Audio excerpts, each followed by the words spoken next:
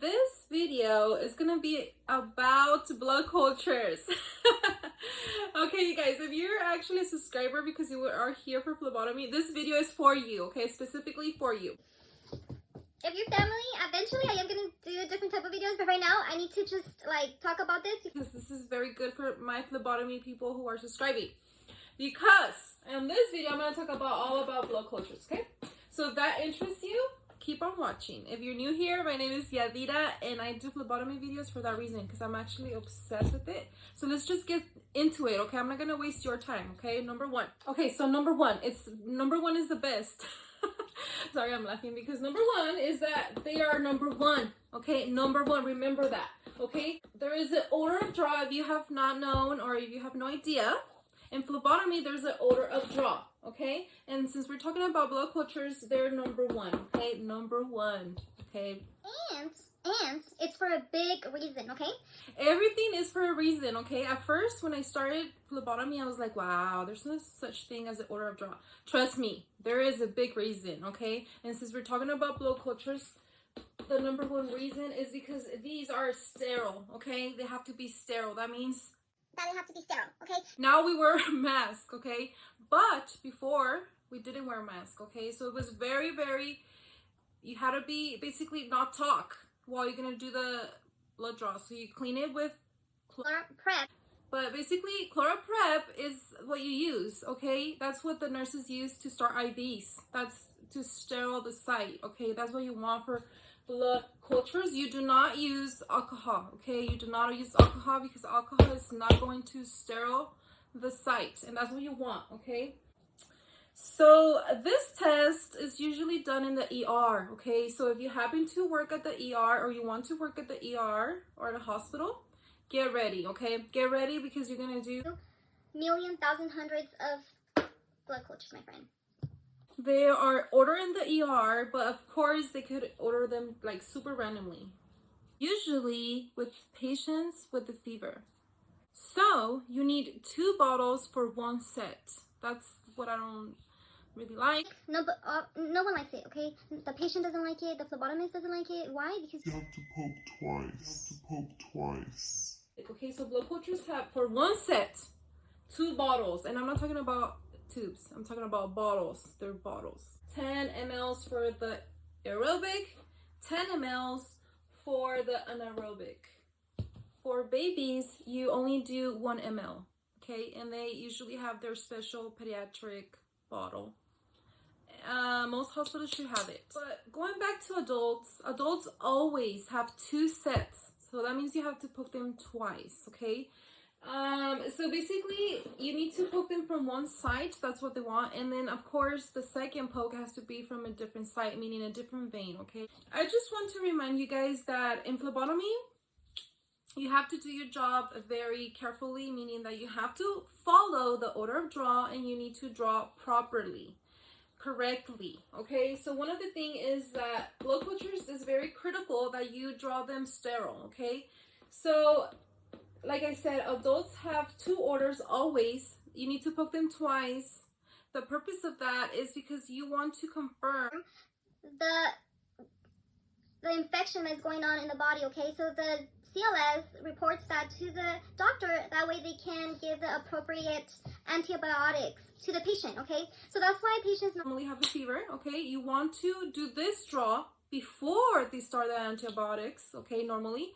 But if you work in the ER, you have to be fast because they order a bunch of them and then the nurse sometimes don't wait for you, but that's wrong because they have to wait for you to draw first and then they start the antibiotics, okay? So if you see the little antibiotics bag running and you haven't done the blood cultures, you need to tell them to stop it first and then you draw. I'm just saying because some nurses get ahead, okay? But so with that being said, the scientists, okay, each department, you see right here, each department of all the order of draw have a scientist, and the scientist is clinical CLS, okay, so it's clinical laboratory scientist. This person is super smart and they went to school to finalize tests, and they're very smart, okay, meaning that they will know if you draw this one first and then this one, okay? Or they will know that you didn't do the draw sterile, meaning that you cleaned the site and then you touched it before you poked. That's already not sterile no more, okay? That means false positive. So that's why you need 2 sets of blood cultures, and it's protocol, and all hospitals do it, and then at the end of the year, they count how you and all of your coworkers had in total that they were false positive, okay? They have a number, and it's very like a big deal.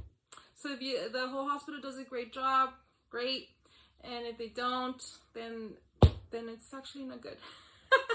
So that's why you need to learn to draw properly.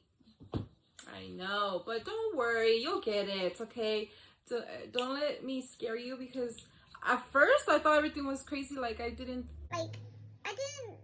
know what I got myself into, but guess what? I mastered it, so you better not give up, okay? Do not give up. Do not allow anyone stop you.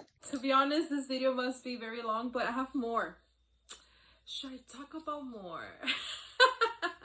Because blood cultures, there's a lot we could talk about, okay? When you draw them, again, there's an aerobic and anaerobic, okay? Let's pretend that you actually know about phlebotomy.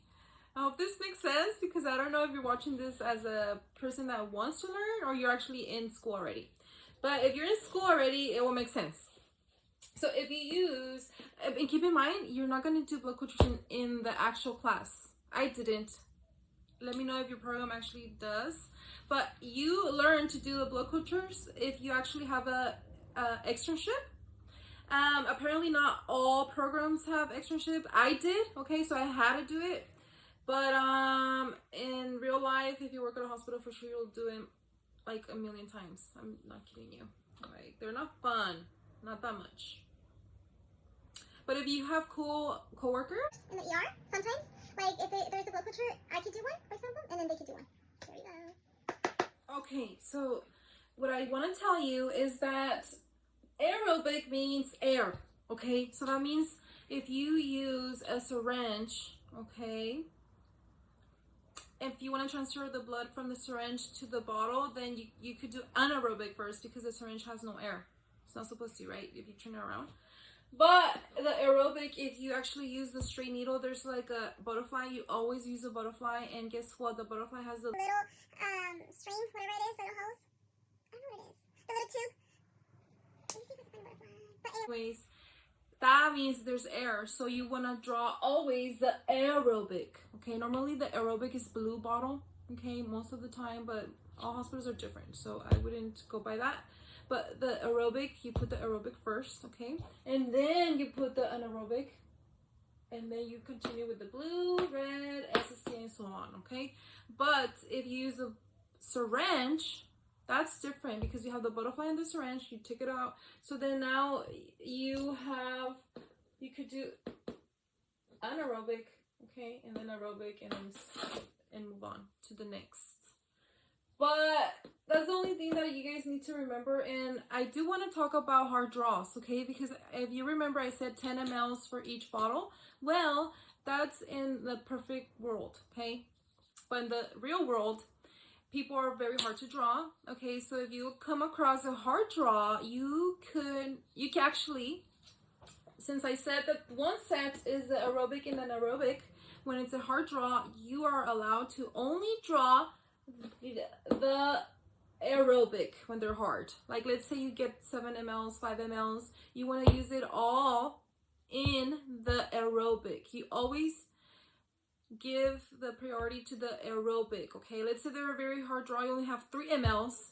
You do not put it in the anaerobic. You always want to keep the aerobic bottle, even if it's 3 mLs. You put it where? In the aerobic. Okay, so just remember that. That's a big tip. I know blood cultures are confusing, but if you watch this video over and over, I think it might stick to you, okay? Because to be honest, like, I had to learn with experience. I'm sure you will too. But the whole point of these videos is to give you like a little head start, okay? To know what you're doing and hopefully help you. But blood cultures, that's why I wanted to make a video just about blood cultures, because it's a lot. It's a lot. Okay, so for babies, of course, it's just 1 little ml.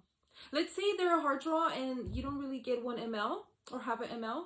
in the little small syringe, but you have something in the butterfly, the little string or whatever, that's normally like half a ml. So use bring it to the syringe, and I promise you that's like possibly half a ml. Use it for the blood culture, okay? Whatever you could do, okay?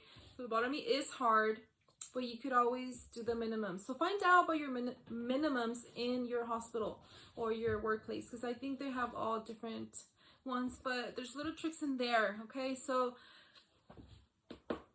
let's say they're hard draw, you can still do one aerobic bottle only, but of course you still have to do the second draw, which sucks. But sometimes when they're very hard and they have only one vein that's good, you could like take your time, like draw one and then take your time labeling whatever you have to do, and then come back and do that one. But that's when you seriously can't find another one, which it could happen. That's why I mentioned it to you. But ideally, in the perfect world, you know, if it's possible, of course, do 2 different sites. As you can see, this is a picture of the blood cultures, okay? The one with 2, that's for adults, and that's considered 1 set. And the other side, of course, we only have 1, and that's for babies, for kids. You can only put 1 ml to 3 mLs on the pediatric bottle. So the reason why I wanted to show you guys this is because you just keep in mind that all blood cultures will look different in different workplaces. But one thing I want to mention is that when you remove the lid to transfer the blood, this is the only bottle that you need to wipe the top with alcohol. You can never forget that, okay? If you do happen to work at a hospital, you have to be extra cautious when you bring all of your supplies to the bed, for example, if you're gonna draw. So you have to be careful that your bottle doesn't turn around and touches the blanket. If it does, it's no longer sterile. So you need to be extra cautious that it's freshly cleaned with alcohol before you actually insert the bottle into the needle. That's very, very good for you to know. Another thing, you must not cover the barcodes on the bottles. As you can see, just turn around the bottle and put the patient's label, not covering the barcodes, okay? That's very good for you to know. Of course, there's a reason for everything, and the reason is because you need both barcodes. You need to scan both of them in order to place them inside a machine that will detect if they're positive or not. That's what the machine is for. Something that's very good for you to know is that we do keep these bottles in the machine for up to 5 days. It's really good for you to know this because doctors will call, or even nurses, and they'll be, hey, do you have results for blood culture, for example? And then you look under what day was collected, and if it's been 3 days, you can say, as far as right now, it's negative, but we do keep it for another 2 days. So sometimes the doctor will be like, okay, that's perfect.